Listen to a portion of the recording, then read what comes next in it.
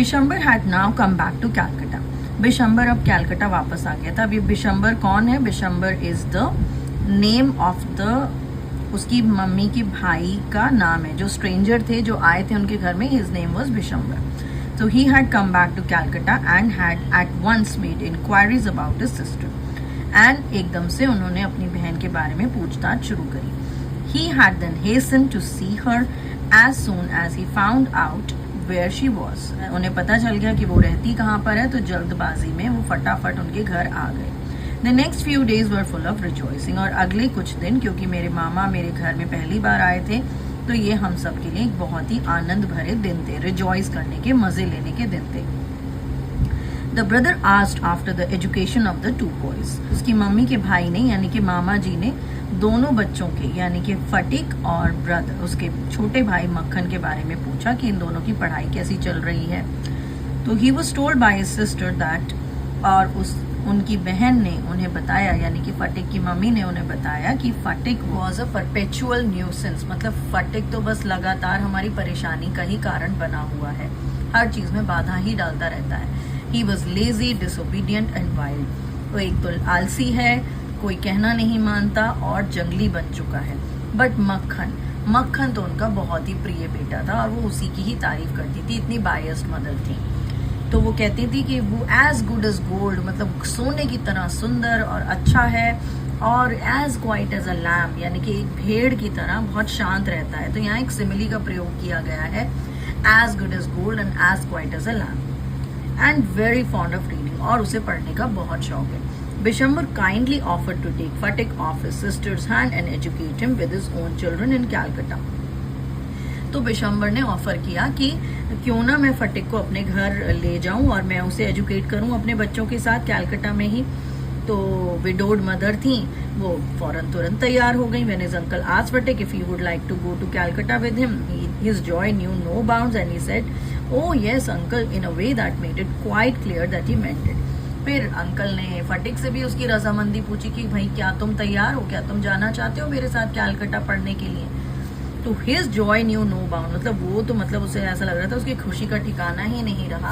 उसने कहा हाँ भाई अंकल, यस अंकल, मैं बिल्कुल जाना चाहता हूँ, और उसकी खुशी ने बिल्कुल जाहिर कर दिया कि he is very much interested to go with his uncle to Calcutta. Now if you think why did he agree to go to Calcutta, it is simply because he just wanted to try out a new place and he was very much frustrated with the behavior of the mother and his brother towards him.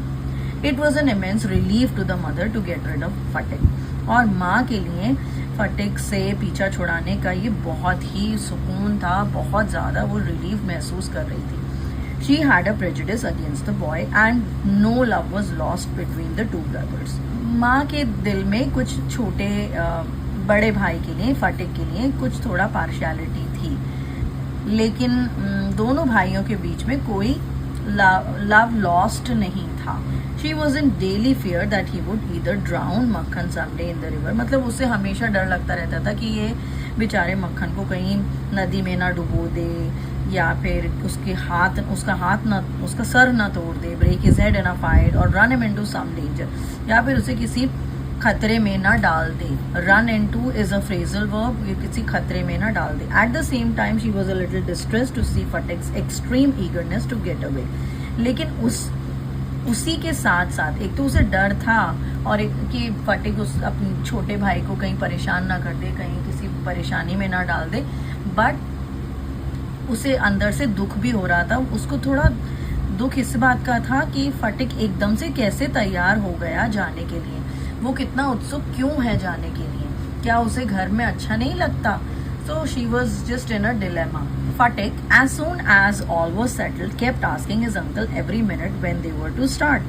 और जैसे ही सब settle हो गए, सब कुछ शांत हो गया, तो फटिक उत्सुकता के साथ पूछने लगा कि भाई अंकल हम कब चलेंगे। He was on pins and needles, मतलब वो निचला बैठ ही नहीं पा रहा था, वो इतना क्यूरियस था हद से ज्यादा कि वो एक पल को भी शांत नहीं बैठ पा रहा था। पूरे दिन वो एक्साइटमेंट में रहता और ले awake most of the night, और रात को उसे नींद भी नहीं आती थी, यही सोचते हुए कि वो जाकर मजे लेगा और क्या होगा क्या नहीं होगा। ही bequeathed to Makhan in perpetuity his fishing rod, his bike, his big kite and his marbles. और एक तरह से उसकी जो भी चीज़ें थी उसने सारी चीज़ें अपनी जो विरासत थी बेसिकली वो सारी मक्खन को दे दी कि ये लो तुम हमेशा के लिए रख लो, मैं तो जा रहा हूँ यहाँ से। तो उसमें उसकी फिशिंग रॉड थी, उसकी काइट थी, उसके कंचे थे, मार्बल्स थे। Indeed, at this time of departure, his generosity towards Makkan was unbounded. और इस बिछड़ने के टाइम पर क्योंकि वो दोनों अपार्ट हो रहे थे, उसकी जेनरॉसिटी, उसकी जो उदारता थी वो मक्खन के लिए बहुत ज़्यादा बढ़ गई थी, अनबाउंडेड यानी असीम हो गई थी। When they reached Calcutta, Fatik made the acquaintance of his aunt for the very first time. तो जब वो कैलकटा पहुंचे, फटीक ने अपनी आंटी से जान पहचान करी, यानी बेसिकली उसकी मामी पहली बार उससे मिली। She was by no means pleased with this unnecessary addition to her family. और वो किसी भी तरह खुश नहीं थी कि ये बच्चे को क्यों उठा कर ले आए। अननेसेसरी एडिशन, क्यों इस बात की कोई ज़रूरत ही नहीं थी। Why was he brought to the family? She found her own 3 boys quite enough to manage without taking anyone else. क्योंकि उनके खुद ही 3 बेटे थे और वो काफ़ी थे इतना मैनेज करने के लिए, तो उन्हें किसी और लड़के की कोई ज़रूरत नहीं थी। And to bring a village lad of 14 into their midst was terribly upsetting. और इन 3 बच्चों में उस गांव के लड़के को, मतलब वो विलेज में रहते थे तो गांव के लड़के को जो 14 साल का लड़का है, इन सब के बीच वो उसके लिए टेरिबली अपसेटिंग था। It was very much difficult for that woman to digest. Bishambar should really have thought twice before committing such an indiscretion. मतलब बिशंबर को ये सोचना था, मतलब हस्बैंड को अपने सोचती थी कि बिशंबर ने ऐसा डिस्क्रेशन, मतलब ऐसा फैसला बिना सोचे समझे कैसे ले लिया, उसे दोबारा सोचना चाहिए था। He should have thought about it twice. उसे कम से कम 2-3 बार सोचना चाहिए था इस डिसीजन को लेने से पहले, और मुझे भी कंसल्ट नहीं किया। In this world of human affairs there is no worse nuisance than a boy at the age of 14। और दुनिया की इस ह्यूमन अफेयर्स में, मतलब जहाँ पर लोग इतने ज़्यादा बदलते रहते हैं, कोई मतलब एक 14 साल के लड़के से ज़्यादा बुरी चीज़, बुरी बाधा या बुरी अड़चन कोई नहीं हो सकती थी किसी भी फैमिली के लिए। क्योंकि बेसिकली वो टीनेजर था, he was going through a tough time and he was also from a village, he was not literate, he was lazy and he was also what उसका एक 14 साल का लड़का मैनेज करने के लिए, because he is also going through a lot of emotions and changes in his own body, so that's why it was very difficult to manage them. He is neither ornamental nor useful. ना तो हम इसे रख सकते और ना ही यह किसी काम का है। So ornamental means something that can be put as like a decoration item. तो ना तो हम उसे सजा के रख सकते, ना ही वो हमारे किसी काम का। तो उसकी जो मामी थी वो कुछ ज़्यादा खास उसे पसंद नहीं कर रही थी। It is impossible to shower affection on him as on a little boy. मतलब जैसे हम छोटे बच्चे को प्यार से बोल देते हैं, उस 14 साल के लड़के को हम कोई अफेक्शन भी नहीं दिखा सकते थे। And he is always getting in the way, और वो हर चीज में बीच बीच में आ जाता था। If he talks with a childish Lisp he is called a baby, and if he answers in a grown up way he is called impertinent. तो ये जो एज है, इस एज के बारे में यहाँ पर रविंद्रनाथ टैगोर ने बताया गया है कि अगर एक 14 साल का लड़का बेसिकली ना तो बच्चों में काउंट होता ना बड़ों में काउंट होता। अगर वो बच्चों की तरह ऐसे तुतला कर बोलता है तो उसे बेबी कहा जाता है कि ज़्यादा बेबी मत बनो, और अगर वो थोड़ा बड़ों की तरह बात करता है तो उसे कहा जाता है कि ज़्यादा बड़े मत बनो, तुम कुछ ज़्यादा ही रूड हो रहे हो। In fact any talk at all from him is resented. In fact वो कुछ भी कहता है उसको बुरा ही समझा जाता है, उसका गलत ही मतलब निकाला जाता है। It is a problem with this age कि इस तरह के जो बच्चे होते हैं इस एज के, खासकर बॉयज़, तो उनको बहुत वेल ट्रीट नहीं किया जाता, खासकर जब उसकी खुद की इमीडिएट फैमिली ना हो। Then he is at the unattractive growing age, और उसकी कुछ खास अच्छी एज भी नहीं थी जहाँ पर वो देखने में भी बुरा लग रहा था, उसकी आवाज़ भी बदल रही थी एंड उसकी हार्मोनल चेंजेस भी हो रहे थे बॉडी में। He grows out of his clothes with indecent haste, और वो उसके कपड़े भी जल्दी जल्दी छोटे हो रहे थे। इनडिसेंट हेस्ट मतलब कुछ ज़्यादा ही जल्दी, इतनी तो जल्दी होने ही नहीं चाहिए थे। His voice grows hoarse and breaks and quavers. His face grows suddenly angular and unsightly. मतलब उसकी आवाज़ जो थी वो थोड़ी कर्कश हो रही थी, थोड़ी भारी हो रही थी, और and breaks and quavers, मतलब उसकी आवाज़ में थोड़े ब्रेक्स आ रहे थे, थोड़ी थरथराहट आ रही थी और उसका फेस सडनली एंगुलर मतलब तिकोना बन रहा था और देखने में कुछ खास अच्छा नहीं लग रहा था. It is easy to excuse the shortcomings of early childhood but it is hard to tolerate even an unavoidable lapses in a boy of 14. मतलब अगर कोई चाइल्डहुड है, अर्ली चाइल्डहुड है, अगर उसमें कोई दिक्कत आ जाए, कोई कमियां आ जाए तो उसको आराम से एक्सक्यूज करा जा सकता है कि चलो कोई नहीं, बच्चा है, छोड़ देते हैं. लेकिन इस तरह के 14 साल के बच्चे में इस तरह की जो चीज़ें होती हैं, इस तरह के जो चेंजेस आते हैं, इस तरह की जो कमियां आती हैं, लैप्सेस होते हैं, उनको बहुत मुश्किल होता है टॉलरेट कर पाना. When he talks with elderly the lad himself becomes painfully subconscious. और इस सब से वो लड़का भी अपने आप खुद एक कॉन्शियस हो जाता है कि यार मैं करूं तो क्या करूं. ही इज़ वेरी बहुत ज़्यादा परेशान हो जाता है. When he talks with elderly people, he is either unduly forward or else so unduly shy that he appears ashamed of his very existence. तो जब वो बड़ों से बात करता है या तो उसको कुछ ज़्यादा ही फॉरवर्ड समझा जाता है, कुछ ज़्यादा ही तुम बोल रहे हो बड़ों से, ऐसे कुछ ज़्यादा ही फ्रैंकली बोल रहे हो, या फिर उसको कुछ ज़्यादा ही शाय कि ये चुप ही रहता है, टिमिड रहता है, चुप रहता है. एंड ही इज़ अशेम्ड कि वो ऐसा लगता है कि इसे शर्म ही आती रहती है अपनी एग्जिस्टेंस पर. Yet it is this very age when in his heart of hearts a young lad most craves for recognition and love. लेकिन ये बात भी उतनी ही सच है जितनी कि ये ऊपर का डिस्कशन सच है कि इसी एज में उसके जो अंदरूनी बिल्कुल एकदम हार्ट ऑफ द हार्ट्स, उसके जो दिलों में जो दिल होता है अंदर अंदर से, वो लड़का सबसे ज़्यादा क्रेव करता है, सबसे ज़्यादा चाहता है कि उसे रिकॉग्निशन, उसको समझा जाए, उसको प्यार मिले. And he becomes the devoted slave of anyone who shows him consideration. और वो उसका एक तरह से नौकर बन जाता है, एक तरह से स्लेव बन जाता है, गुलाम बन जाता है, जो भी उसको ये कंसिडरेशन, ये प्यार, ये लव, ये रिकॉग्निशन देता है. But none dare openly love him. लेकिन कोई उसे, किसी की जुर्रत नहीं थी कि कोई उसे ओपनली प्यार करे. For that would be regarded as undue indulgence and therefore bad for the boy. क्योंकि अगर ऐसा किया गया तो ज़रूरत से ज़्यादा इंडल्जेंस, यानी कि उसमें कुछ ज़्यादा ही रुचि दिखाई जा रही है और इसीलिए वो लड़के के लिए ठीक नहीं है. So what with scolding and chiding he becomes very much like a stray dog that has lost his master. और हर बात पर डांट डपट की जाती है कि नहीं ऐसे नहीं करो, नहीं वैसे नहीं करो, इधर क्यों जा रहे हो, उधर क्यों जा रहे हो, हर बात के लिए उसको ब्लेम किया जाता है. तो वो एक तरह से स्ट्रे डॉग बन जाता है जिसका मालिक खो गया है, एक तरह से आवारा कुत्ता बन जाता है. For a boy of 14 his own home is the only paradise. और इस तरह के 14 साल के लड़के के लिए उसका अपना घर ही स्वर्ग होता है. To live in a strange house with strange people is little short of torture, while height of bliss is to receive the kind looks of women and never to be slighted by them. अनजान घर में रहना अनजान लोगों के साथ एक तरह से टॉर्चर है, टॉर्चर से कुछ कम नहीं है. जबकि हाइट ऑफ ब्लिस मतलब खुशी की परम, खुशी का जो चरम है, उसकी जो हाइट है वो क्या है कि काइंड लुक्स ऑफ वुमेन, उसमें औरतों की काइंड दृष्टि मिले कि औरतें उसे काइंडनेस से ट्रीट करें. And never to be slighted by them. Slighted means उन्हें मामूली ना समझा जाना औरतों के द्वारा. So it was anguish to Phatik to be the unwelcome guest in his aunt's house, despised by this elderly woman and slighted on every occasion. तो ये सबसे बड़ा मुश्किल का रीज़न था, सबसे बड़ा परेशानी का रीज़न था फटिक की इस नई जर्नी पर, कि उसकी आंटी उसे हमेशा अनवेलकम ट्रीट करती थी. उसको हमेशा इस बात की पीड़ा रहती थी, दर्द रहता था, गुस्सा रहता था कि वो अपनी आंटी के घर में एक अनवांटेड गेस्ट, अनवेलकम गेस्ट की तरह रहता था.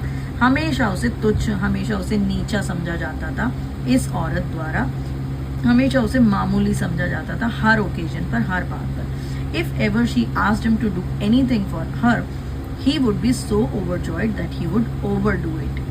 तो अगर उससे वो कहती थी कुछ काम करने के लिए तो वो इतना खुश हो जाता था कि वाओ आज तो मामी ने मुझसे ये काम करा लिया. तो वो इस एक्साइटमेंट में उस चीज़ को ज़्यादा कर देता था, ओवरडू कर देता था. And then she would tell him not to be so stupid but to get on with his lessons. और फिर वो उससे कहती थी कि ज़्यादा स्टूपिड मत बनो, इस तरह की चीज़ें मत करो और अपना काम करो.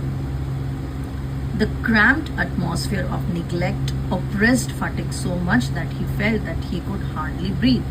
और ये एक तरह से क्रैम्ड एटमॉस्फेयर बन गया था, मतलब उसे घुटन होने लगी थी घर के अंदर। हमेशा उसको निगलेक्ट कर दिया जाता था, इग्नोर कर दिया जाता था, ऑप्रेस कर दिया जाता था। मतलब ऐसा लग रहा था कि वो खुद पीड़ित है, एक्सप्लॉइट किया जा रहा था, कि उसको खुद लगने लगा कि मैं यहाँ पर अब सांस भी नहीं ले पाऊंगा। वो वापस जाना चाहता था एक कंट्री में, यानी कि अपने गांव में। यहाँ कंट्री गांव को कहा गया है। He wanted to go out into the open country and fill his lungs with fresh air, जहाँ पर उसके फेफड़ों में खुली फ्रेश ताजगी वाली हवा भर जाए। But there was no open country to go to, surrounded on all sides by Calcutta houses and walls. लेकिन वहाँ पर कोई भी ओपन जगह नहीं थी, कोई भी विलेज नहीं था। हमेशा हर जगह कैलकाटा में घर होते थे या दीवारें होती थी। He would dream night after night of his village home and long to be back there.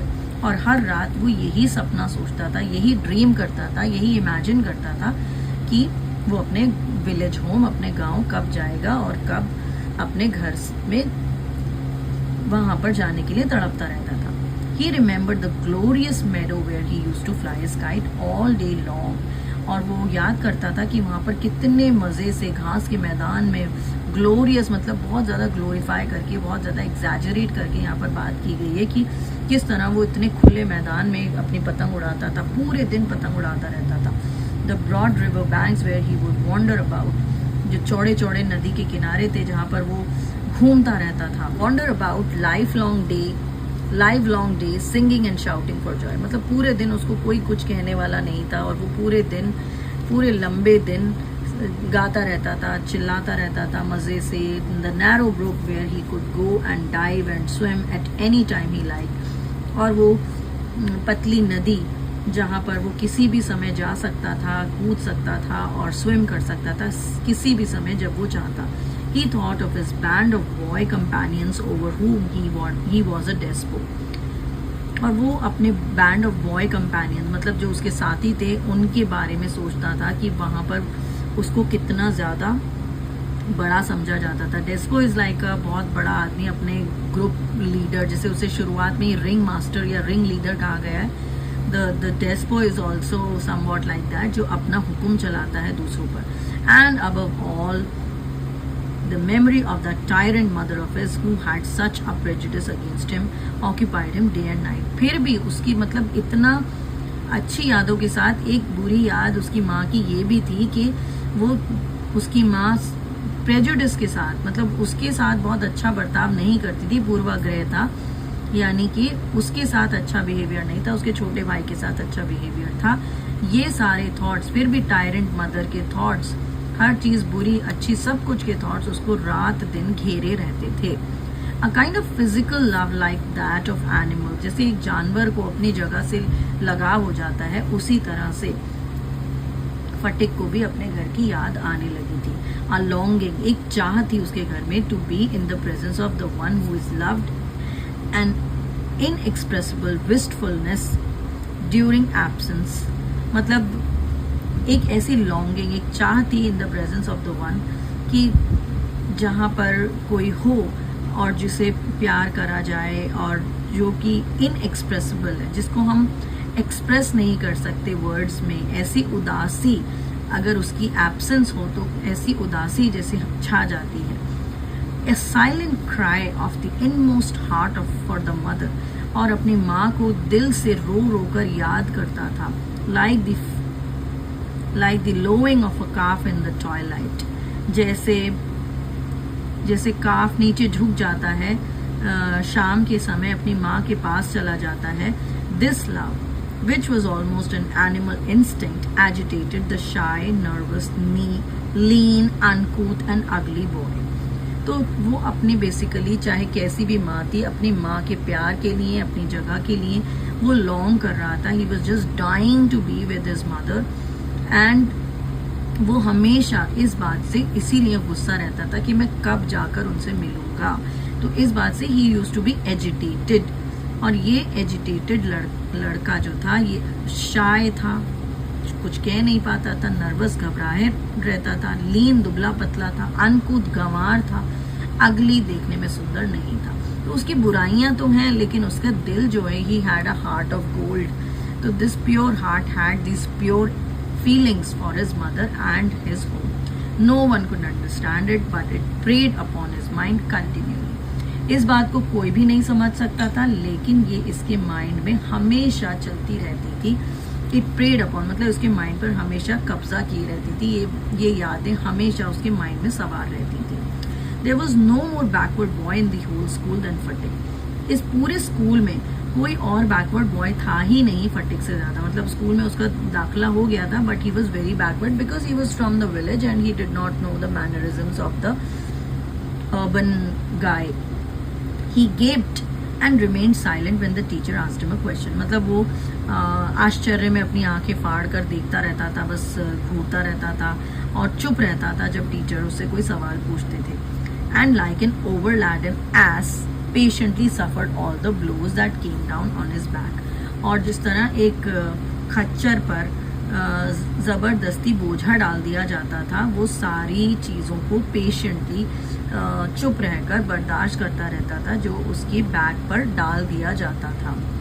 जितने भी उसको मारा भी जाता था या अगर उसके ऊपर जबरदस्ती बोझ भी डाल दिया जाता था, he used to bear all that without saying anything. When other boys were out at play, he stood wistfully by the window and gazed at the roofs of the distant houses. जब बाकी सारे लड़के खेलने के लिए जाते थे तो वो चुपचाप देखता रहता था, उदासी के साथ विंडो को देखता रहता था और दूर तक छतों को देखता रहता था, दूर के घरों को, डिस्टेंस दूर के घरों को. And if by chance he espied children playing on the open terrace of any roof, his heart would ache with longing. और अगर वो बाय चांस छत पर चला जाता था यानी कि जासूसी करता था उन बच्चों की जो कि ओपन टेरेस पर खेल रहे हैं किसी भी रूफ के, तो उसका दिल भी दर्द करने लगता था कि मुझे भी घर जाना है, मुझे भी ऐसे मजे से खेलना है खुश होकर.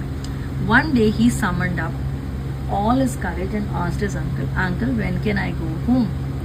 तो एक दिन उसने अपनी सारी करेज जुटाई. समंड वैसे तो मतलब होता है बुलाना, बट यहाँ पर उसने अपनी सारी हिम्मत, सारी करेज जुटाई एंड उसने अपने अंकल से पूछा, अंकल मैं घर कब जा सकता हूँ? अंकल ने जवाब दिया, wait till the holidays come. Holidays शुरू होने दो फिर जाना. But the holidays would not come until October and there was a long time still to wait.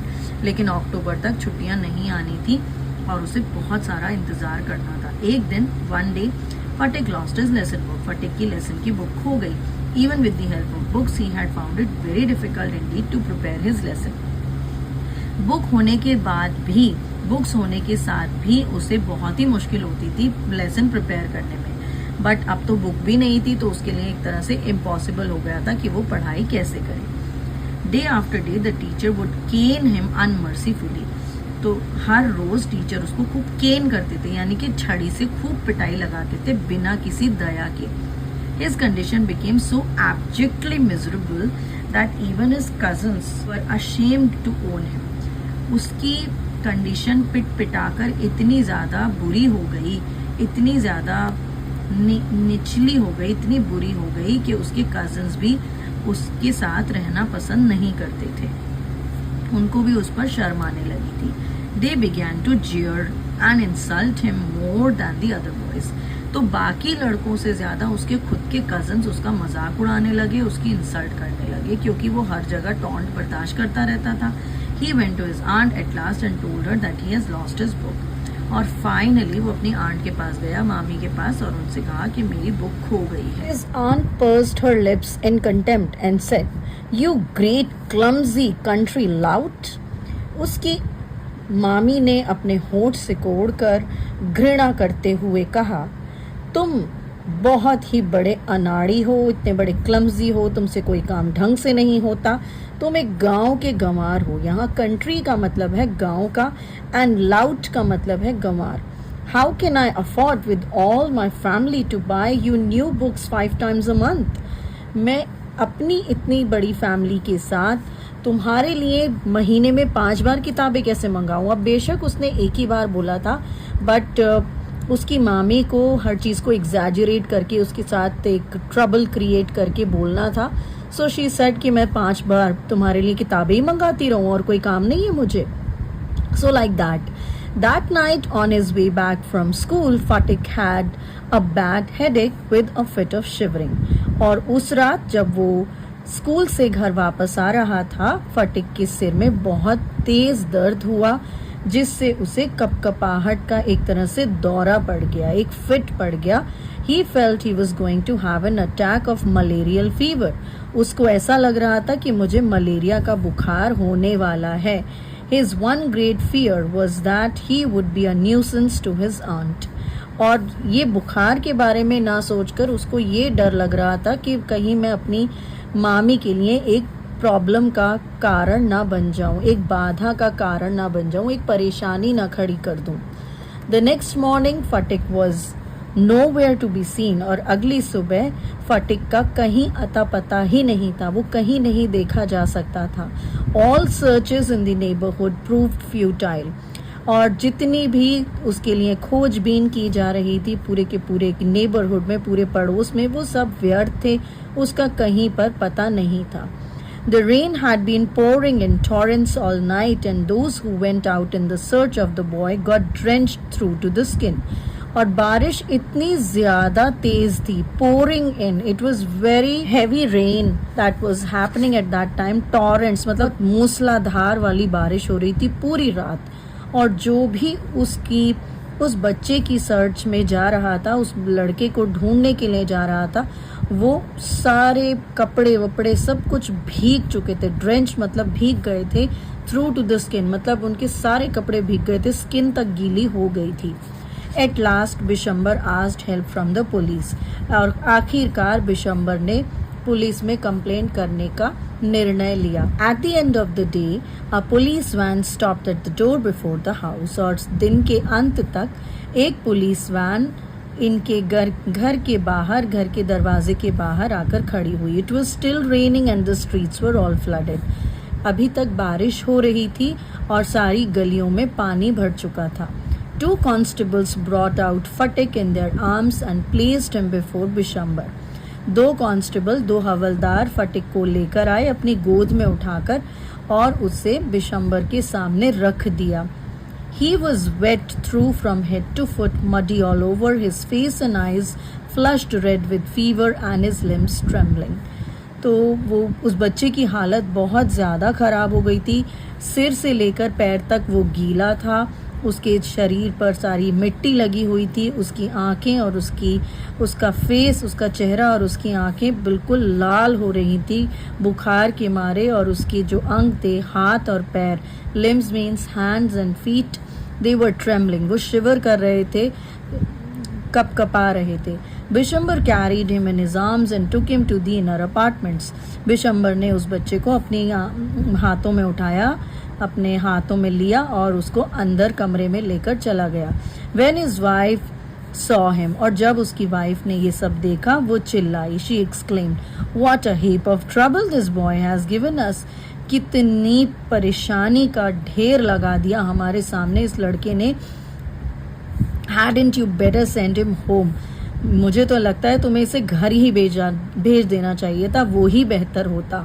तो heap of trouble is not really like a heap of trouble, but परेशानियों की बाढ़ लगा दी. मतलब एक के बाद एक परेशानियां हमारे लिए इस लड़के ने खड़ी कर दी. पहले तो किताबों का, उसके बाद भाग गया, उसके बाद अब बुखार में है, हम ढूंढ रहे हैं पुलिस की मदद से, और अब ये हमारे सामने इस हालत में आया है, तो हमारे ऊपर ही सारी परेशानियां आ रही हैं. सो she was very angry and she said कि इसे तो घर ही भेज देना बेहतर था. Fatik heard her words and sobbed out loud. Uncle, I was just going home, but they dragged me back again. तो फटिक ने उसकी मामी के शब्द सुने और वो ज़ोर ज़ोर से रोने लगा और कहा कि अंकल, मैं तो घर ही जा रहा था, लेकिन उन लोगों ने मुझे घसीट लिया वापस. The fever rose very high. उसका बुखार बहुत तेज़ हो चुका था. And all that night the boy was delirious. और उस पूरी रात वो लड़का परेशान था. किस वजह से? कि उसका क्या होगा, मामी क्या बोलेंगी, और वो किस प्रकार घर जा सकता है. Bishambar brought in a doctor. Fatik opened his eyes, flushed with fever, and looked up to the ceiling and said vacantly, "Uncle, have the holidays come yet?" तो बिशंबर ने एक डॉक्टर को बुला लिया। फटिक ने अपनी आंखें खोली जो कि फीवर से फ्लश्ड थी, यानी कि बिल्कुल लाल हो चुकी थी उसकी आंखें। एंड उसने सीलिंग की तरफ, कमरे की छत के ऊपर तक देखा और उदासी से, वेकेंटली मीन्स उदासी से कहा कि अंकल क्या मेरी छुट्टियां शुरू हो गई हैं? Bishambar wiped the tears from his own eyes and took Fatik's lean and burning hands in his own and sat by him through the night. Bishambar ने आंसू पोंछे अपनी आंखों से, क्योंकि ये सब देखकर बिशंबर को भी रोना आ गया, क्योंकि एक्चुअली तो वो उसकी बहन का ही बेटा था और वो इस तरह से कह रहा था कि क्या मेरी छुट्टियां आ गई, मतलब वो कहना ही चाहता था कि क्या मैं घर जा सकता हूँ। तो उसकी ये हालत देखकर बिशंबर बहुत दुखी हो गया और उसने अपने आंसू पोंछे और फटिक का लीन, पतला और बर्निंग यानी गरम, बुखार से तप रहा था उसका हाथ अपने हाथों में लिया और पूरी रात उसके साथ बैठा रहा। The boy began again to mutter, और बॉय फिर से धीरे धीरे से बोलने लगा, मतलब बड़बड़ाने लगा। At last his voice became excited. Mother, he cried, don't beat me like that. Mother, I am telling the truth. और शायद उसको अब कुछ ऐसे हैल्यूसिनेशन से हो रहे थे, उसके माइंड में ऐसे सपने से मुंह में चल रहे थे और वो उसकी आवाज़ कह रही थी, आवाज़ उसकी बोल रही थी और वो एक्साइटेडली, मतलब थोड़ा चिल्लाकर बोल रहा था कि मम्मी मुझे मत मारो, इस तरह से मुझे मत मारो, मैं सच कह रहा हूँ। तो probably in his dream his mother was beating him and he was just saying that please don't beat me, I am telling the truth. So this situation is basically showing you कि फटिक कितना बीमार है और उसके मामा उसके साथ बैठे हुए हैं। The next day Sphatik became conscious for a short time. अगले दिन फटिक की हालत थोड़ी बेहतर थी, वो थोड़ी देर के लिए सचेत हुआ। He turned his eyes about the room as if expecting someone to come. उसने अपनी आंखें इधर उधर घुमाकर देखा पूरे रूम में। ऐसा लग रहा था जैसे मानो वो सोच रहा था, उम्मीद कर रहा था कि शायद कोई आए। At last, with an air of disappointment, his head sank back on the pillow. और आखिरकार जब उसे पता चल गया कि कोई नहीं है, वो फिर से निराश हो गया। उसके चारों ओर एक एयर ऑफ निराशा, एक एयर ऑफ डिसअपॉइंटमेंट छा गई और फिर से वापस उसका जो सिर था वो वापस पिलो में गड़ गया। सैंक बैक मतलब गड़ गया, धंस गया। He turned his face to the wall with a deep sigh, और उसने दीवार की तरफ अपना मुंह करके करवट ली और वो एक आह सी भरा, मतलब somewhat like a disappointment he wanted to show. Bishambar knew his thoughts and bending towards his head whispered. तो बिशंबर अब उसके ख्याल को समझ चुका था। बिशंबर ने अपना हेड फटिक की तरफ झुकाया और धीरे से उसके कान में कहा, Phatik, I have sent for your mother. Phatik, मैंने तुम्हारी मम्मी को बुलाने के लिए किसी को भेज दिया है। The day went by, पूरा दिन गुजर गया। The doctor said in a troubled voice that the boy's condition was very critical. Doctor फिर से आया और उसने चिंता वाली आवाज़ में कहा कि लड़के की कंडीशन अभी क्रिटिकल है, अभी इसकी तबीयत ठीक नहीं है। फटिक began to cry out. फटिक अब रोने लगा। By the mark 3 fathoms, by the mark 4 fathoms, by the mark। Fathom basically एक तरह से वो गहराई बताने के लिए सोच रहा था, क्योंकि वो नदी पार करके प्रॉबेबली आना होगा। सो यहाँ पर फटिक को शायद फिर से हैलुसिनेशंस आने लगे थे और वो बोल रहा था कि गहराई, शायद वो किसी रिवर में था उस सपने में। तो वो कह रहा था बाय द मार्क थी, मतलब इट्स लाइक फैथम्स मीन्स गहराई को नापने के लिए, तो 3 fathoms 4 fathoms by the mark.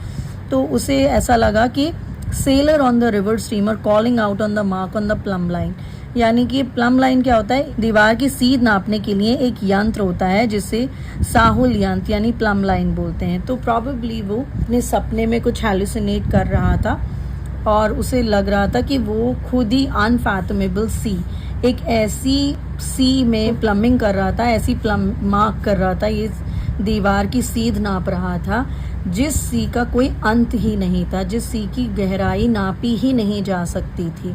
So this is like somewhat in his dreams, ये उसकी ड्रीम्स में भी आ रहा था and eight the same time it shows कि वो कुछ करना चाहता था बट वो अपने ही थॉट्स में लॉस्ट हो गया था। He was not able to come out of those thoughts. So basically उसके हर चीज़ फ्यूटाइल हो रही थी. He wanted to come and he wanted to meet his mother but all his efforts were in vain. So उसको हर चीज़ unfathomable लग रही थी, हर चीज़ ऐसी लग रही थी जिसको मापा ही नहीं जा सकता था. But finally, later in the day, Fatik's mother burst into the room like a whirlwind and began to toss from side to side and moan and cry in a loud voice. और आखिरकार दिन की बाद में फटिक की mummy room में burst into means जल्दबाजी में घुसी, जैसे कोई बवंडर आ रहा हो. मतलब बहुत ज़्यादा जल्दी में थी, क्योंकि उनको जिस तरह से सूचना दी गई थी कि तुम्हारे बेटे की बहुत ज़्यादा तबीयत ख़राब है, तो वो भी शायद परेशान थी, उदास थी. और जैसे ही वो एक आई तो ऐसा लग रहा था जैसे मानो बवंडर आ गया हो घर के अंदर. और वो इधर से उधर बस टॉस करती जा रही थी, यानी कि इधर से उधर परेशानी में चलती जा रही थी. Because probably Phatik was unconscious and he was just speaking in his own dream. तो वो इधर से उधर चलती जा रही थी और विलाप कर रही थी, रो रही थी और व्यथा से पीड़ित हो रही थी, जोर जोर से चिल्ला रही थी. Bishambhar tried to calm her agitation, but she flung herself on the bed and cried, "Fatik, my darling, my darling." Bishambar ने अपनी बहन की घबराहट को, एजिटेशन को, जो झुंझलाहट थी, उसको काम डाउन करने की बहुत कोशिश की, लेकिन उन्होंने अपने आप को बेड के ऊपर डाल दिया. एक तरह से वो लेट गई बेड पर, फटिक के चारों ओर हाथ फैलाकर, एंड चिल्लाने लगी, "फटिक, मेरा बच्चा, मेरा बच्चा, मेरा darling." Fatik stopped his restless movements for a moment. His hands ceased beating up and down. He said, फटिक की जो रेस्टलेस मूवमेंट्स हो रहे थे, प्रॉबेबली जो वो सपने में बोल रहा था, तो वो मूवमेंट्स कम हो गए, वो रुक गए एकदम से. और उसके हाथ जो कपा रहे थे, जो बीट कर रहे थे ऊपर नीचे, वो भी सीज यानी रुक गए. और उसने कहा, हाँ, मतलब वो सरप्राइज में हो गया. तो वो पूछ रहा है कि क्या हुआ. Mother cried again, "Phatik, my darling, my darling." तो जब फटिक को होश में देखा तो उसकी माँ फिर से चिल्लाने लगी, रोने लगी कि फटिक, मेरा बच्चा, मेरा बच्चा. Phatik very slowly turned his head and without seeing anybody and said, Phatik ने बहुत धीरे से अपना हेड उस तरफ टर्न किया, किसी को देखे बिना. उसे पता चल गया कि मेरी माँ आ गई. और उसने कहा, "mother, the holidays have come." So उसने कहा, मम्मी, हॉलीडेज आ गई हैं. तो did the holidays actually come? No. The holidays according to Phatik meant that he was to be united with his mother. So at last when he united with his mother, जब वो अपनी mother से मिल गया, उसके लिए वो ही हॉलीडेज की शुरुआत हो गई. So this was like the beautiful period, the homecoming basically. तो उसके लिए होम कमिंग का मतलब था ये हॉलीडेज आ जाना. And at last he could meet his mother and he could spend time with his mother. And बेशक उसको कितना बड़ा ऑर्डियल सहना पड़ा, and at last he was with his mother now. So friends, this is the end of the story. I hope you have understood. If you have any questions, please do let me know in the comments box. I will come up with the next lesson very soon in the next video. Bye bye.